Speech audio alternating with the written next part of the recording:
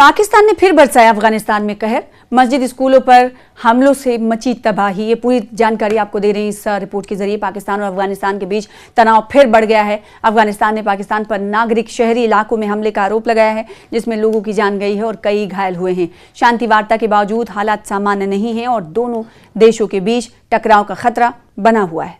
पाकिस्तान ने एक बार फिर अफगानिस्तान पर हमला किया है। इसमें 3 लोगों की मौत हुई है। अफगानिस्तान ने 4 मई को पाकिस्तान पर आरोप लगाया कि पाकिस्तान ने आम नागरिक शहरों और इलाकों को निशाना बनाया है और हमले किए, जिसमें कम से कम 3 लोगों की मौत हो गई है और 14 अन्य लोग घायल हुए हैं।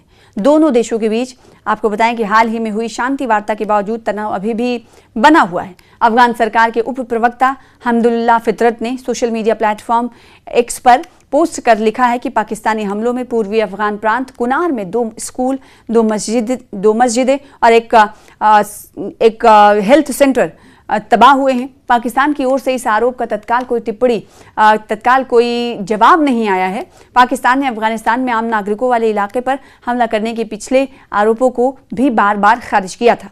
पाकिस्तान और अफगानिस्तान के बीच पिछले कई महीनों से घातक लड़ाई चल रही है, जिसमें फरवरी के आखिर से अब तक सैकड़ों लोगों की जान जा चुकी है। इस लड़ाई की शुरुआत तब हुई थी जब अफगानिस्तान ने अपने देश के अंदर पाकिस्तानी हवाई हमलों के जवाब में पाकिस्तान पर सीमा पार से हमला किया था। पाकिस्तान अफगानिस्तान पर उन आतंकवादियों को पनाह देने का आरोप लगाता है जो पाकिस्तान के अंदर घातक हमले करते हैं।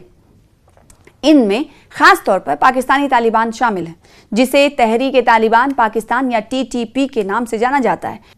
ये समूह अफगान तालिबान से अलग है, लेकिन उसका सहयोगी है। अफगान तालिबान ने 2021 में अमेरिका के नेतृत्व वाली सेनाओं की अफरा तफरी भरी वापसी के बाद देश की सत्ता पर कब्जा कर लिया था और अब वही अफगानिस्तान पर शासन कर रहा है। काबुल इस आरोप से इनकार करता है कि अप्रैल की शुरुआत में अफगान और पाकिस्तानी अधिकारियों ने पश्चिमी चीन के उरुमची में चीन की मीडिएशन से हुई शांति वार्ता में हिस्सा लिया था। उस समय चीन की सरकार ने कहा था कि दोनों पक्ष अपने संघर्ष को और ना बढ़ाने और एक व्यापक समाधान खोजने पर सहमत हुए थे, लेकिन सीमा पार से होने वाली कुछ झड़पें अभी भी जारी हैं। हालांकि उनकी तीव्रता शांति वार्ता से पहले के मुकाबले अब कम हो गई है।